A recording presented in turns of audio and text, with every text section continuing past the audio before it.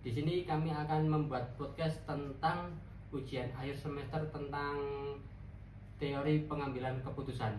Ya, di sini saya sebagai moderator, nama saya Rosyani Zawirdaus dengan rekan saya yang akan saya tanya-tanyain.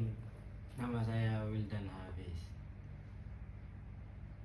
Ya, kali ini saya akan menanya Mas Wildan ya. Ya. Ya, pertanyaan pertama kali ini, mengapa memilih opsi tersebut? Mengapa saya mengambil keputusan tersebut? Karena saya memilih untuk meneruskan usaha keluarga terlebih dahulu. Karena modal dari saya sendiri itu masih kurang, dan juga pengalaman kerja saya juga masih kurang, dan adanya saya mengikut usaha keluarga dulu itu mencari pengalaman dan juga mencari modal sedikit demi sedikit. Oh, jadi kalau kamu mencari pengalaman kerja meneruskan usaha keluarga. Ya. Berarti nggak pengen mencari pengalaman di luar usaha keluarga atau gimana? Untuk mencari usaha yang lainnya itu masih butuh proses dulu, masih butuh pengalaman lebih jauh dulu tentang usaha, biar usaha yang nanti saya ambil itu bisa berjalan dengan lancar dengan pengalaman saya yang pernah saya lakukan. Oh, contoh kamu mau seperti usaha apa? Mungkin yang saya ambil usaha itu mungkin sama ya dengan usaha keluarga yang sedang keluarga saya bangun, yaitu seperti usaha toko kelontong. Itu Kayak toko Madura gitu kan? beda kalau sama toko Madura. Toko kelontong ini masih bisa termasuk toko grosiran. Toko grosiran ya, itu menjual bahan pokok untuk manusia atau rokok gitu-gitu. Nah, pertanyaan selanjutnya, mengapa tidak mengambil alternatif lain? Nah, seperti tadi contohnya, kenapa kok nggak mencari pengalaman di bidang lainnya, terutama di pabrik atau di mana pun? Untuk sekarang ini ya, soalnya untuk sekarang ini disuruh dari orang tua itu untuk fokus ke kuliah dulu, mencari ilmu tentang bisnis, baru setelah kuliah baru mencari pengalaman kerja. Setelah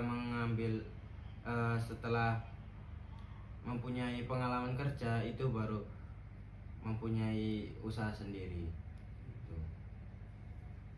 Ya, aku mau tanya ini kali lagi, resiko terbesar dari kamu mengambil keputusan ini apa?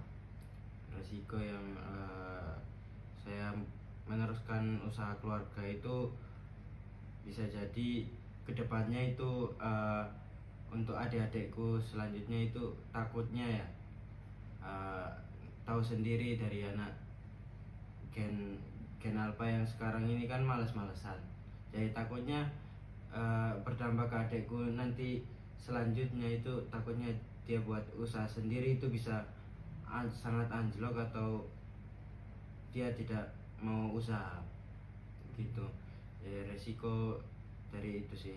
Berarti resikonya kayak saingan sama adik sendiri gitu kan? Bisa jadi. Dan juga kalau resiko sama usaha lain itu untuk sekarang itu soalnya sudah punya nama lumayan lama kan, ini tokonya dibangun sudah sekitar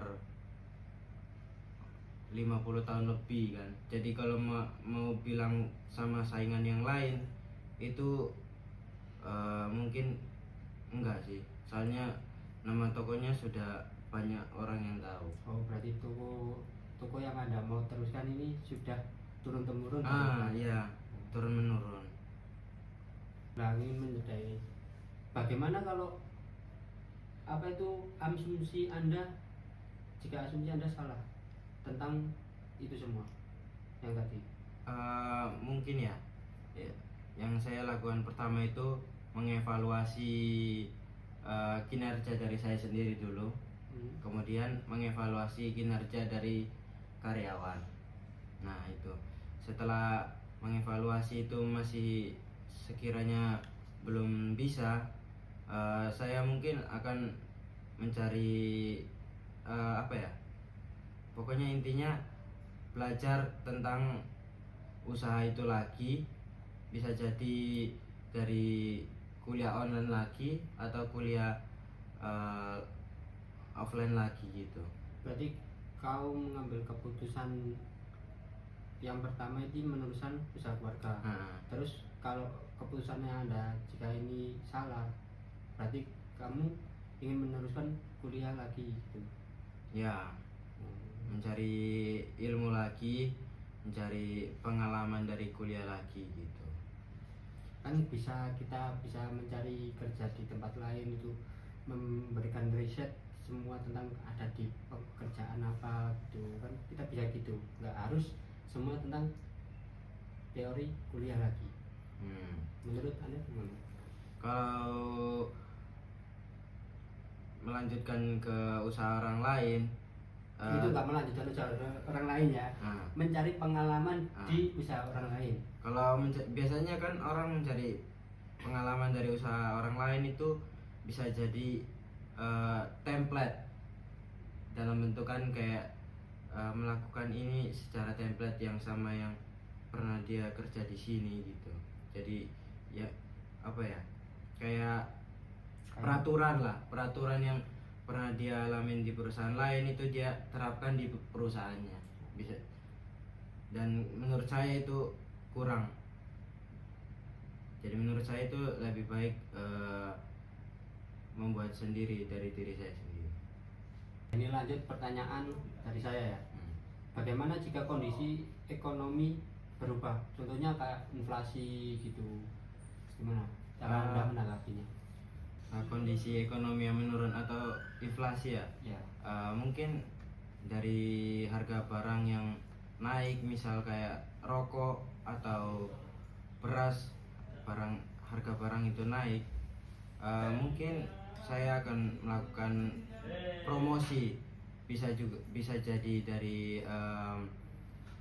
membuat banner atau apa, pokoknya mengiklankan barang itu agar orang itu tahu harga ini naik atau lagi promo gitu. Berarti dengan promosi dengan banner, kayak promosi dengan banner itu kayak konfirmasi ke customer bahan ini naik dengan harga sekian gitu kan. Ya gitu. Berarti menyesuaikan dengan ekonomi negara juga. Ya, sesuai juga dengan harga barangnya naik atau harga barangnya turun gitu. Ya lanjut ya, saya mau bertanya kepada Mas Wildan ini, apakah dasar teori keputusan Anda? Keputusan ini didasarkan pada beberapa konsep dalam teori. Yang pertama itu net assessment untuk mengidentifikasikan kebutuhan dan masalah utama. Yang kedua analisis probabilitas untuk membandingkan peluang penghasilan setiap alternatif. Yang ketiga cost benefit untuk menilai manfaat dan mengorbankan dari setiap pilihan. Mungkin itu sih. Ya, lanjut bertanya ya. Bagaimana probabilitas keberhasilan keputusan tersebut? Probabilitas keberhasilan keputusan ini tergolong tinggi berdasarkan analisis yang telah dilakukan. Alternatif ini membantu usaha keluarga memiliki peluang keberhasilan paling besar karena berada pada lingkungan yang sudah dikenal banyak orang gitu. Ya, kita lanjut dengan pertanyaan terakhir ini ya. Bagaimana rencana mitigasi resiko Anda? Rencana mitigasi resiko ya, saya melakukan bantu usaha keluarga terlebih dahulu untuk meningkatkan pengalaman saya sendiri dan juga kemampuan mengelola bisnis. Selama proses tersebut saya akan mempelajari manajemen stok, distribusi, pemasaran, dan marketing.